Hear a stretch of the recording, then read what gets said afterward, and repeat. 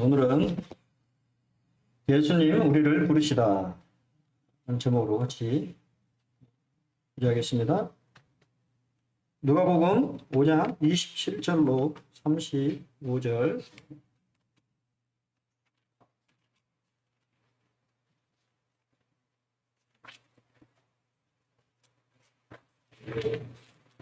다 찾으셨죠?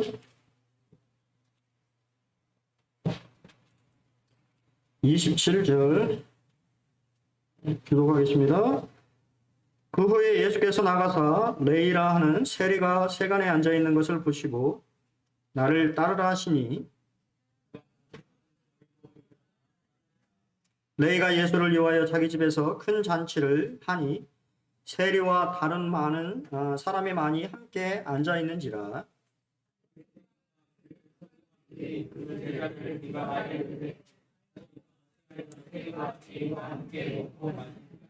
예수께서 대답하여 이르시되 건강한 자에게는 의사가 쓸데없고 병든 자에게라야 쓸데 있나니.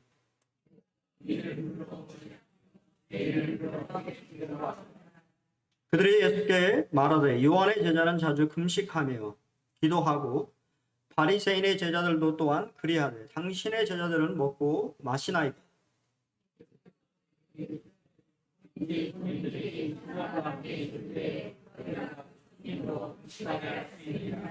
그러나 그날에 이르러 그들이 신랑을 빼앗기리니 그날에는 금식할 것이니라. 원래는 세 가지 비유까지 이렇게 같이 해야 되는데 좀 시간이 이렇게 다 안 돼서 여기까지 준비했습니다. 우리는 이제 예수님의 초청을 보게 되는데요. 예수님은 어떠한 사람을 부르시는가요? 사실 우리 같은 사람을 부르시죠. 우리가 예수님의 부름을 받았습니다. 예수님은 그 사람을 보십니다. 많은 사람이 있지만 예수님은 그 사람. 그렇죠? 그 당시에 많은 사람이 있었겠지요. 하지만 예수님은 세간에 앉아있는 세리인 레이를 보셨습니다. 예수님을 보셨다라고 하는 그 말은 그냥 우리가 일반적으로 보는 것을 의미하지 않고 주목해서 본다라고 하는 것을 의미합니다. 우리가 동일한 이 다른 성경의 마가복음에 보면 2장 14절에 레이의 아버지의 이름이 알페오인 것을 알려주고 있고, 동일하게 예수님이 보셨다라고 하는 말이 언급되어 있고요. 우리가 잘 아는 대로 레이는 마태죠. 마태라는 사람인데 자신이 쓴 마태복음에서 레이라고 안 하고 마태라고 하는 이름을 언급하면서 이 마태라고 하는 이름은 하나님의 선물이라고 하는 뜻을 가지고 있습니다.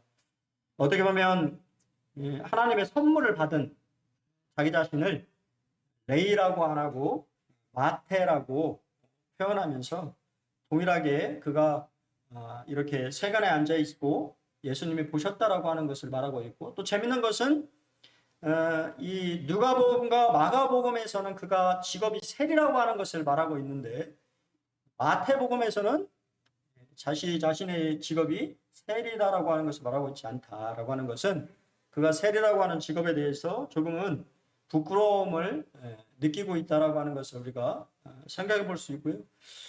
그럼에도 불구하고 그 다음 장인 10장에서 예수님의 이 12 사도들 이에 대해서 언급하면서 자신이 세리라고 하는 것을 이렇게 살짝 언급합니다. 그래서 세리, 마태 이렇게 이야기하는 것을 보게 됩니다.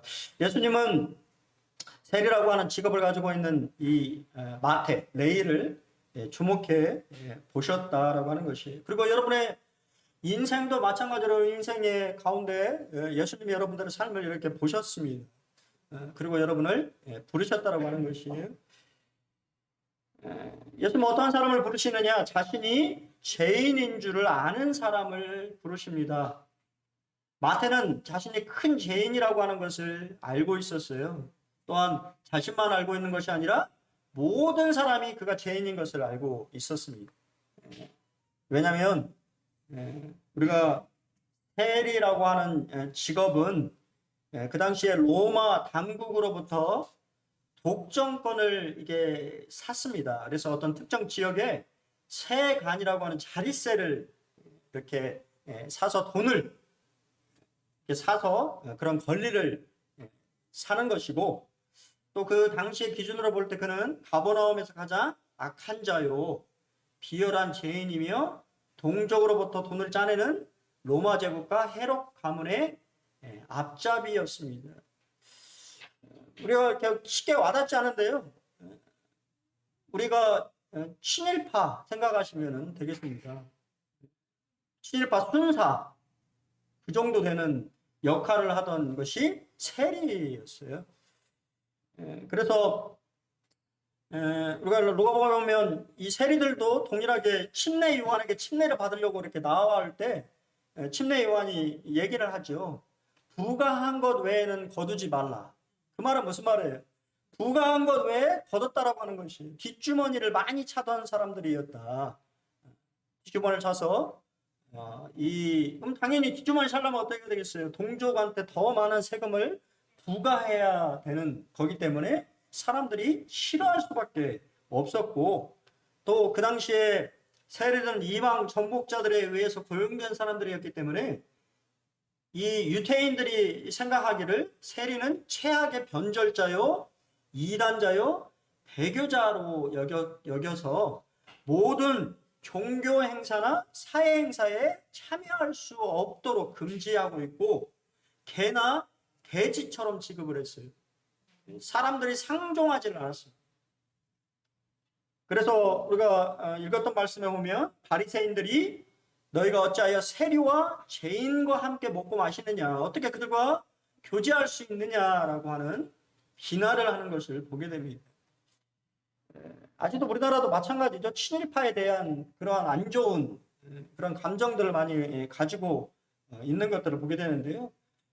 이 레이, 마태라고 하는 사람이 사실 그러한 사람이었다고 하는 것을 우리가 생각해 볼 수 있고, 그런 정서상으로 봤을 때 마태는 자신이 죄인이라고 하는 것을 너무도 뼈저리 느끼고 있었습니다. 하지만 그의 마음속에는 그러한 삶을 버리고 싶은 마음이 있었던 것이죠. 이제는 새로운 삶을 사기를 원하고 있었다라고 하는 걸 보게 됩니다. 하나님 어떠한 사람을 부르십니까? 죄악된 삶을 버리기를 원하는 사람을 부르시는 것이죠. 이 마태복음에 보면 마태는 그 말을 이렇게 못했던 것 같아요.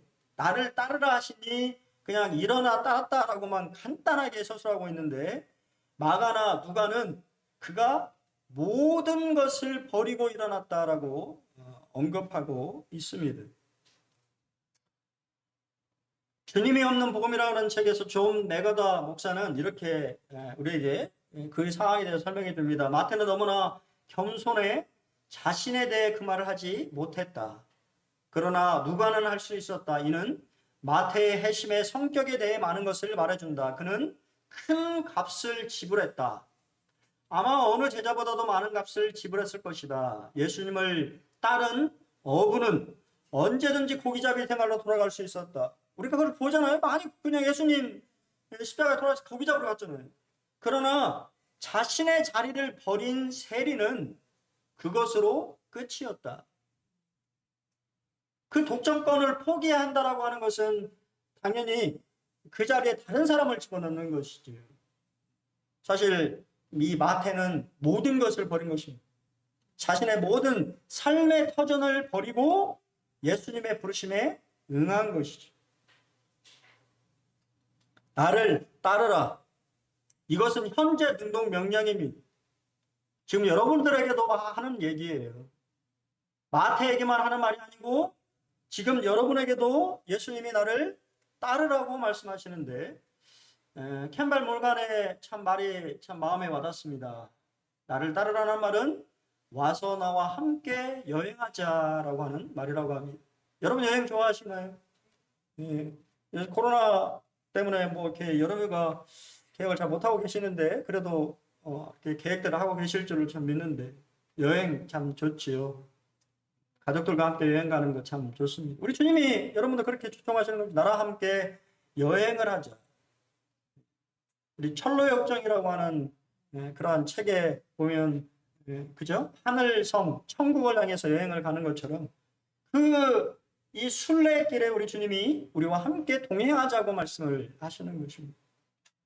여러분 잘 동행하고 계십니까? 우리 주님과 함께 여행하고 계신가요? 아니면 다른 길로 빠져서 다른 길에 이렇게 다른 것에 눈치를 보면서 또 그것에 현혹되어서 그 길을 잃다버려지는 우리 주님을 또 잃어버리지는 않았나? 한번 생각해 보십시오. 우리 주님은 여전히 나를 따르라고 여러분들에게 말씀하십니다. 영국의 한 광고회사가 큰 상을 내걸고 전 국민을 대상으로 스코틀랜드의 에든버러에서 런던까지 가장 빠른 시간에 갈 수 있는 방법을 묻는 퀴즈를 냈습니다. 워낙 상품이 컸기 때문에 많은 사람이 응모했습니다. 비행기가 가장 빠르다느니 기차를 타고 오다가 어느 시점에서 버스로 갈아타는 게 가장 빠른 방법이라느니 새벽에 지름길로 승용차를 운전하고 오면 가장 빠르다느니 등 사람들은 서로 자기들의 방법이 가장 빠르다고 주장하면서 이렇게 얘기를 했는데요. 그런데 결국 상을 탄 사람이 있었는데 그 사람의 답은 사랑하는 사람과 함께 간다는 것이었습니다. 사랑하는 사람과 함께라면 아무리 먼 길이라도 무척 가깝게 느껴지는 것입니다. 이것이 사랑의 거리 계산법이라고 합니다. 여행이라고 하는 것이죠. 만만치 않은 사람과 가면 얼마나 불편합니까?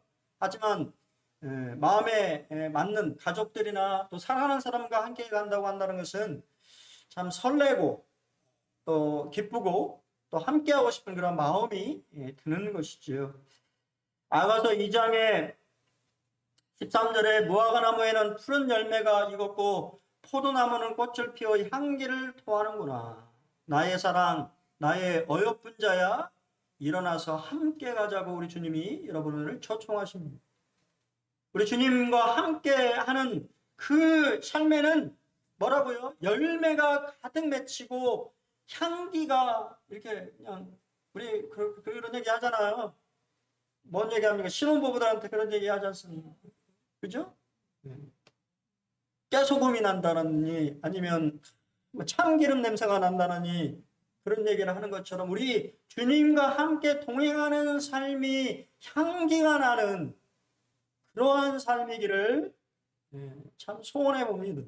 여러분의 삶이 주님과 함께 하면서 그러한 삶이 되기를 원하고 또 주님이 여러분들과 함께 여행하자고 함께 가자고 여러분에게 이렇게 말을 합니다. 예수님은 세 가지 것을 성취하셨는데 첫째, 예수님은 잃어버린 영혼을 구원하셨습니다. 죄인이었던 마태라고 하는 인물을 구원하셨고 또한 그를 제자로 삼으셨습니다. 근데 그것이 단지 그에게만 일까요? 아닙니다. 여러분도 주님의 제자로 부르셨다라고 하는 것입니다. 또한 세 번째는 예수님을 증거할 새로운 기회를 그에게 주셨습니다. 예전에는 그러한 삶을 살지 못했지만 이제는 예수님을 증거할 수 있는 예수님을 위해 살아갈 수 있는 기회를 새로운 삶을 그에게 허락해 주신 것입니다. 그것은 마태뿐만 아니라 우리와도 동일한 것이지요. 예수님의 초청에 대한 마태의 반응은 어땠을까요? 우리가 방금 읽었던 데처럼 그는 큰 잔치를 베풀었습니다. 예수를 위하여. 참 어제 우리 사실은 우리 기옥자매님이 어제 참 옥수수를 성도님들을 위하여서 따가지고 우리 유서 형제님이 또 그 땡볕에서 베끼셔가지고 성도님들 초청을 했는데 많이 안 오셨더라고요. 저도 못 갔습니다. 저도 토요일 날은 웬만하면 이렇게 잘 그렇게 안 가려고 제가 이제 말씀에만 좀 집중하려고 웬만하면 이제 안 하는데 이렇게 마음에 이게 있었는데 또 저희 집사람이 또 가가지고 얻어왔어요. 그래서 방금 제가 별로 옥수수 별로 안 좋아하는데 옥수수 너무 맛있더라고요. 그래 손대접하려고 하는 그런 마음이 참 감사가 되잖아요. 예, 그런 마음이 마태에게 있었던 거예요. 자신을 구원하신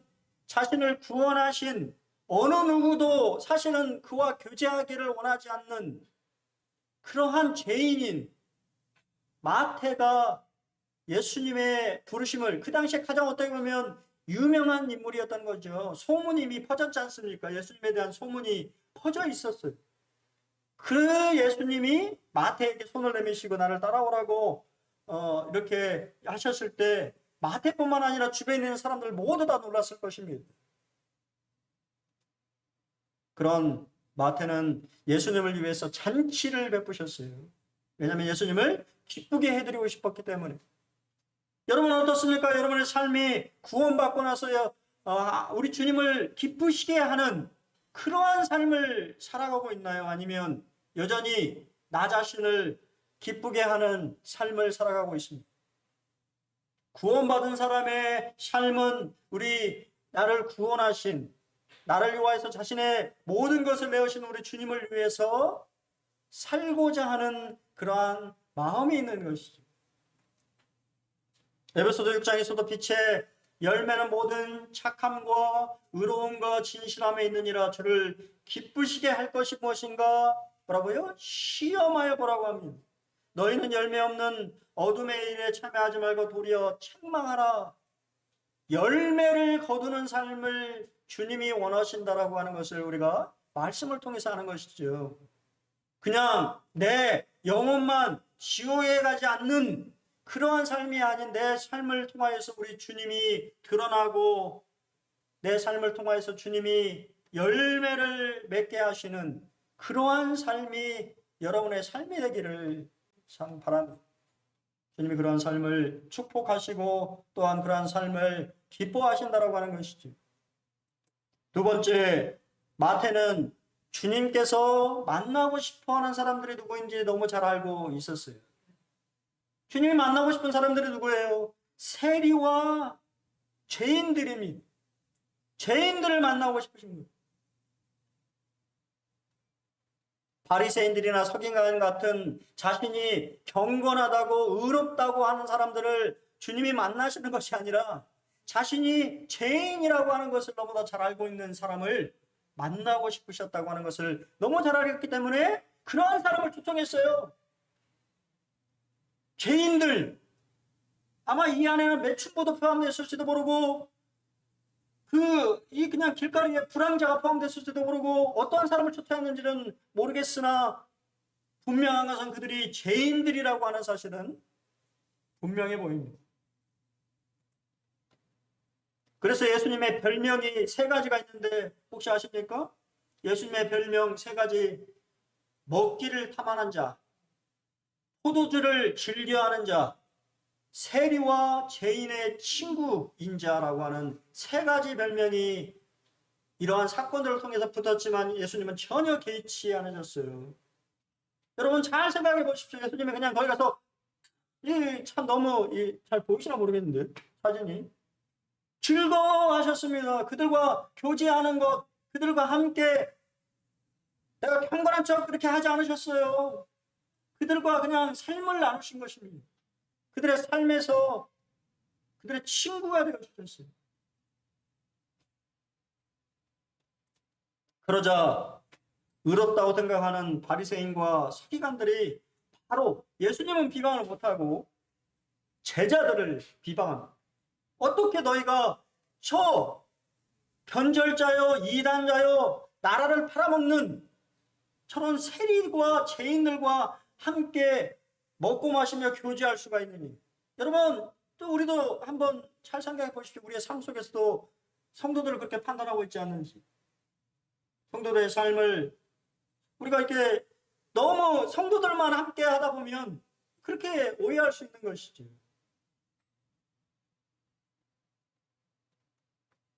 그러자 예수님이 두 가지 그림 언어를 통해서 그러한 상황에 대해서 설명을 해줍니다. 첫 번째는 자신이 위대한 의사로 오셨다라고 하는 것을 말해요. 건강한 자에게는 의사가 쓸데없고 병든 자에게는 쓸데있다. 그게 무슨 말이에요? 지금 병자들이 있다는 거예요. 그러니까 지금 이 세리와 죄인들은 다 병든 사람들이라고 하는 것이에요. 내가 의사로서 병든 것을 어떻게 봤는데 그것을 고쳐주지 않겠느냐? 너네들은 분명히 맞다. 진단을 했다. 죄인이 맞다. 이 사람들이 죄인이야. 근데 너네들은 왜 못 고치지?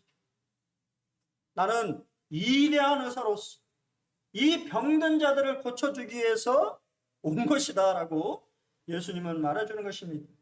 존 메가다는 세 가지를 통해서 그들의 반박했다고 말합니다. 첫째, 예수님은 인간의 경험의 호소에 죄인을, 의사를 필요하는 병자에 부여하셨습니다. 의사가 환자를 찾아가는 것은 당연한 일입니다. 지금은 환자가 의사를 찾아가는 시대이지만 예수님 당시에는 의사가 환자를 찾아가던 시대입니다. 그러니까 내가 당연히 병든 자가 있는 곳에 있는 것이 당연하다고 말씀하시는 것이죠. 두 번째, 예수님은 성경을 근거로 바리새인의 교만을 맹렬히 공격하셨어요. 누가복음은 없습니다만 마태복음판에는 너희는 가서 내가 긍휼을 원하고 제사를 원하지 아니하노라 하신 뜻이 무엇인지를 배우라고 말씀하십니다. 하나님이 원하시는 것은 긍휼이에요. 불쌍히 여기는 마음.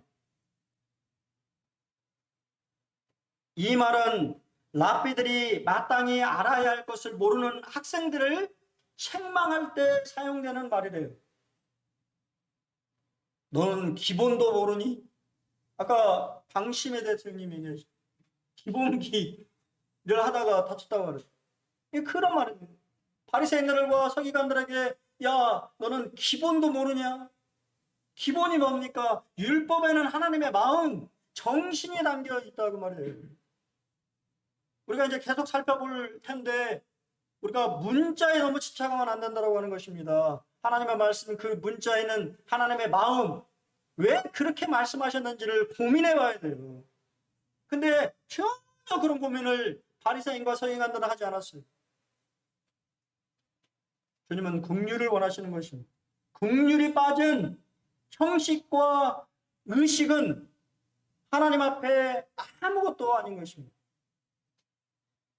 셋째, 예수님 세전의 신적 권위에 근거해서 바리새인들을 눌러버렸습니다. 나는 의인을 부르러 온 것이야. 내가 이 땅에 온 것은 죄인을 부르려고 왔다. 죄인을 만나려고 왔다고 그분의 이 땅에 오신 목적을 설명하십니다. 최근 거예요. 근데 조금 올랐더라고요. 국내 코로나 치명률의 변화입니다. 작년에 치명률이 1.49%, 그리고 5월 달까지는 0.69%였는데 지금 델타 변이가 확산이 되면서 제가 정확히 보았는데 1.16인가 14인가 뭐 그 정도, 한 1 정도 됩니다. 우리나라에 사는 것이 여러분 얼마나 감사한지 몰라요. 지금 저도 어제 특파원 보고를 보면서 라마공이 아십니까? 라마공이 난리가 났어요. 사회체제가 다 무너졌습니다. 약탈을 해가지고 뭐 LG 뭐 공장부터 시작해가지고 다 약탈을 했어요. 그리고 약탈만 한 게 아니라 불을 다 질렀는데 문제는 그 이유가 코로나 때문입니다. 코로나가 너무 확산이 돼서 봉쇄를 하니까 먹고 살 수가 없으니까 약탈을 하는 것이에요. 사회 시스템 자체가 다 무너져서 심지어 경찰도 군인도 약탈에 동참해가지고 물건 훔치고 있는 모습을 참 바라보면서 인도네시아는 지금 사람을 매장할 수 있는 땅이 없어가지고 막 무덤 공동묘지를 더 늘리고 있대요. 하루에 사망자가 1200명씩 발생되고 있어요. 델타 변이 때문에, 인도에서 발생된 델타 변이 때문에 그것을 막지 못해서 지금 난리가 아닙니다. 여러분 이렇게 지금 편안하게 앉아 계신 이 시간에 저 지구 반대편에는 코로나 때문에 우리는 1밖에 안 되지만 거기서는 10이 넘는 거예요. 확진되면 거의 치료도 못 받고 병원도 참 끔찍하더라고요. 병원에도 못 가가지고 길바닥에 쓰러져 죽어있는 코로나 환자가 있어요. 인도네시아 같은 데. 그런데 그거보다 더 무서운 게 있지. 치명률 100%. 뭔지 아십니까? 재병이에요. 재병은 치명률이 100%예요. 재싹슨 사망이라고 말씀합니다. 예수님은 이 재병을 치료하고 오신 위대한 의사이십니다. 왜 죄인을 만나나요? 그들의 재병을 치료하기 위해서인 거예요. 근데 별로 사람들은 코로나는 여러분도 마찬가지잖아요. 코로나는 뭐 하면서 여러분의 죄에 대해서는 별로 대단하게 생각 안 하시잖아요. 코로나는 백신을 맞아야 되느니 마스크를 잘 써야 되니 하면서 죄 문제에 대해서는 여러분의 죄 문제에 대해서는 별로 어떻게 생각하시나요? 심각하게 생각하십니까? 심각하게 생각 안 하잖아요. 예수님은 이 죄병을 치료하시려고 오신 위대한 의사이신 거죠. 그러자 이 바리새인들과 바리새인들이 이런 얘기를 또 비판하죠. 왜 우리와 요한의 제자는 금식하는데 너네는 그냥 왜 먹고 마시냐? 금욕적인 삶을 살아, 경건한 삶을 살아야지. 하나님을 믿는다고 하면서 어떻게 먹고 마시면서 즐기면서 살 수 있냐? 금식은 그 당시에 바리새인들과 침례 요한의 제자들은요, 일주일에 2번 월요일과 목요일 날 금식을 행했습니다. 근데 정말 그게 옳은 걸까요? 모세 율법에 의하면 1년에 한 번만 금식하도록 되어 있어요. 즉 속죄일 때, 대속죄일 때만 금식하는 것입니다. 이것이 율법이고, 이제 그 율법을 막 더 강화하다 보니까 어떻게 되냐면 월요일, 목요일 금식하는 걸로 변한 것이죠. 그 말은 결국 금식이 의무적인 일로 바뀌면서 영적인 가치를 잃어버리는 것입니다. 우리의 예배도 마찬가지죠. 여러분이 드리는 만찬 예배도 의무적인, 형식적인 일이 된다면 그것은 아무 가치가 없는 것이에요. 그렇기 때문에 우리가 날마다 우리의 마음을 새롭게 함으로 주님 앞에 나와야 되는 것이지. 그랬을 때 그것이 진정한 예배가 되는 것입니다. 그러자 예수님이 어떻게 그들을 말씀하십니까? 신랑이라고 하는 이미지를 통해서 말씀하십니다. 야, 너네들 혼인집 가가지고 이렇게 맛있는 음식들이 차려지고 있는데 거기서 금식할 수 있니? 금식할 수 없지. 신랑과 함께 있을 때는 어떻게 해야 돼요? 먹고 마시며 즐거워하는 것이 너무도 당연하다라고 하는 것이에요. 어떻게 금식할 수 있니? 금식할 수 없다라고 하는 것이에요. 그럼 여러분, 오늘날에도 금식 기도를 해야 할까요? 우리 한국의 대표적인 좀 뭔가 영적으로 우월하다라고 여겨지는 대표적인 행위가 2가지가 있는데 방언과 금식 기도죠. 교파 사람들이 이것을 아주 중요시 여깁니다. 그래서 여기서 보시면 뭐 릴레이 금식 기도, 또 책도 이렇게 내셨죠. 제가 뭐 이거 김 잘못됐다고 말씀드리는 게 아니에요. 하늘이 열리는 금식 기도. 참 이름이 멋있어요. 잘 지으신 것 같아요. 그러면 우리도 금식해야 될까요? 여러분 어떻게 생각하십니까? 캠벨 모가는 이렇게 얘기합니다.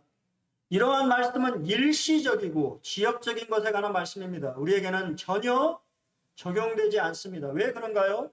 주님이 우리와 함께 계시기 때문입니다. 주님은 우리에게서 떠나시지 않으셨습니다.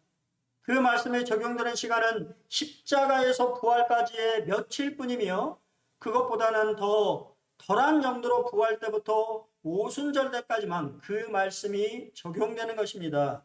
주께서 성령으로 그들에게 다시 돌아오시자 금식할 이유가 사라져버렸습니다. 주님은 이 일을 염두에 두고 이 말씀을 하셨을 것입니다. 캐멜 목사는 좀 이렇게 극단으로 이렇게 해석을 하셨어요. 예수님은 광야에서 사역을 준비하시면서 40일을 금식하셨습니다. 그러나 그 이후에 복음서에 금식하셨다는 것은 기록이 없어요. 그리스도인은 건강한 신앙생활을 금식에 두지 않으신 것 같습니다. 오히려 시장하면 잡수실 것을 찾으셨고 줄인 무리에게 기꺼이 먹이셨습니다. 그 예가 예수님이 배고팠을 때 아침에 무화과나무 열매를 살폈는데 없자 무화과나무를 저주하셨죠. 그것은 이스라엘을 향한 저주이면서 경고였지만 동일하게 열매를 찾으신 것은 맞습니다. 또한 배고파하는 무리들을 향해서 오병이어의 기적을 베푸셨고 예수님 또한 배고프셨기 때문에 드셨을 것이에요. 또한 제자들과 뭐 하셨어요? 최후의 만찬을 통해서, 만찬이라는 게 우리가 이렇게 지금 떡 떼는 게 아니에요. 식사하는 겁니다. 제자들과 함께 마지막 식사를 하셨어요. 또한 부활하신 후에 제자들이 다 물고기 잡으러 갔을 때 예수님은 디베라 호숫가에 조반을 만들고 계셨어요. 금식하신 것이 아니고. 또한 초대교회에 우리가 잘 아는 것처럼 교회에 행해진 일들 중에 떡을 떼며 교제했다라고 하는 것은 아까도 말씀드린 것처럼 우리가 지금 이렇게 떡 그냥 조그만씩 떼는 것이 아니고 식사를 했다라고 하는 것을 말하는 것이죠. 신약에서 금식을 하라고 명령하지는 않고 있습니다. 하지만 행할 것을 기대하고 있는 것을 보게 돼요. 사도행전 13장 1절에 보면 최초로 선교사를 파송하는 안디옥 교회의 모습을 통해서 안디옥 교회가 금식하면서 그들에게 안수하는 것을 우리가 볼 수가 있어요. 그렇죠? 또한 사도행 14장에 보면 각 교회 장로들을 택해서 금식 기도하며 그들이 믿는 주께 그들을 위탁했다고 말하고 있습니다. 여기서 동일하게 금식이 언급되고 있습니다. 자, 그 말은 정리해보면 금식은 자신의 영성을 드러내기 위함이 아니라 하나님께 더 가까이 나아가고 그분의 인도하심을 구하기 위함이라는 것이죠. 그러므로 금식의 동기와 자세는 중요하고 금식의 때와 길이와 빈도는 뭐라고요? 자발적이라고 하는 거예요. 선택적이라고 하는 것이야. 할 수도 있고 하지 않을 수도 있는 것입니다. 그것이 하나의 명령이 아니라고 하는 것입니다. 성경 어디에도 금식하라는 말을 찾아볼 수 없습니다. 신약 성경에서. 니셋이라고 하는 저서 김간선이라는 분이 참 잘 썼어요. 금식이 아닌 잔치의 삶을 살라. 금식이 필요할 때가 있습니다. 그러나 그리스도인은 대체로 잔치하듯 기쁘게 살아야 합니다. 그리스도인은 고난이 와도 죽음이 닥쳤을 때도 감사하며 잔치의 삶을 살아야 합니다. 예수님도 이 세상을 사시는 동안 가난하고 소외된 이들과 식탁 규제를 즐겨 나누셨습니다. 어떤 경우에도 근심하거나 비장한 자세로 임하기보다는 잔치하듯 평안하고 즐거운 삶을 살기를 원하셨습니다. 만일 죄를 짓고 주님을 놓쳤다면 금식할 일입니다. 그러나 일반적인 상황이라면 잔치하듯 살라는 것입니다. 여러분 잔치하듯 살고 있습니까? 예수님과 함께하는 삶은 잔치하는 삶이에요. 그래서 예수님과 함께하는 삶은 기쁜 것입니다. 기뻐하라고 하는 명령 때문에 기쁜 것이 아니고 주님의 나라와 함께한다고 하는 동행한다는 것 자체가 기쁜 거예요. 그래서 그 얼굴에 뭐가 있는 거예요? 기쁨이 있는 것입니다. 그래서 성도의 얼굴에는 기쁨의 빛이, 즐거움의 빛이 있어야 된다는 것이에요. 여러분, 우리는 장례식에 참여하고 있는 것이 아니에요. 잔치집에 초청을 받은 것입니다. 예수님 여러분들을 잔치집으로 초청하셨어요. 그분의 혼인잔치에 여러분들을 초청하셨습니다. 그것도 신부로. 근데 신부가 우울해하면 되겠습니다. 우리 며칠 전에 우리 참 제가 우리 인천에 있는 형님들을 참 존경하는 이유가 인천에 우리 이 형님 이렇게 두 분이 계시는데 그 가정의 딸들이 너무 이뻐요. 제가 봐도 이쁩니다. 딸들이 다 예뻐. 두 가정 다 딸들이 너무 이쁜데 그러다 보니까 그 형님들이 다 이렇게 세우신 게 빨리 결혼시켜버려. 아마 그 참에도 아마 정확히 제가 나이 기억 안 나지만 20대 아마 중반도 안 됐을 거예요. 대학 졸업하고 이제 얼마 사회생활 안 했으니까 뭐 아마 25, 26이나 먹었나? 아 근데 입장 신부 입장 다 하는데요. 얼굴에 이렇게 미소가 있더라고요. 보통은 뭐 이렇게 신부 입장 하면 뭐 이렇게 하는데 어려서 그런가 막 웃으면서 들어가는데 아 저는 좋더라고요. 기분이. 잔치 집은 기쁜 거지. 그러기 위해서 결혼하는 거 아닌가요? 죽으러 가는 거 아니잖아요. 근데 죽으러 가는 것처럼 결혼하면 그것은 뭔가 삶을 다 사는 것처럼 이게 아니잖아요. 뭔가 기쁨이 있고 기대가 있고 즐거움이 있고 뭐 그런 걸로 결혼하는 거잖아요. 친구가 이렇게 기뻐하는 모습이 너무 저는 너무 보기 좋고 잘 살았으면 참 좋겠다라고 하는 생각이 제 마음에 들었습니다. 잔치하듯 살아가는 것이 그리스도의 삶이라고 하는 것이죠. 프란체스코 제자들이 스승과 함께 40일 금식을 하고 있었습니다. 마지막 하루를 남겨두고 39일째 젊은 제자 하나가 맛있는 수프 냄새에 이끌려 자신도 모르게 한 숟가락 입에 떠넣고 말았습니다. 그 순간 함께 금식하던 제자들은 눈을 부릅뜨고 그 젊은 제자를 노려보았습니다. 그리고 스승이 그를 엄히 꾸짖기를 바라면서 신형을 딱 쳐다보는데 그 스승은 젊은 제자를 엄히 꾸짖는 대신에 제자가 먹던 수프를 천천히 떠먹고 이렇게 말을 했다고 합니다. 우리가 금식을 하며 기도를 드리는 것은 예수님의 성품을 본받아 서로가 서로를 참으며 사랑하며 아끼자는 것입니다. 저 젊은이가 유혹을 이기지 못하고 수프를 떠먹은 것은 죄가 아닙니다. 하지만 그를 정죄하고 배척하는 여러분이야말로 지금 큰 죄를 짓고 있습니다. 굶으면서 서로 미워하는 것보다 실컷 먹고 살아가는 것이 더 낫습니다. 아멘. 참 저는 아멘이 되더라고요. 왜? 저는 볼 금식을 안 하거든요.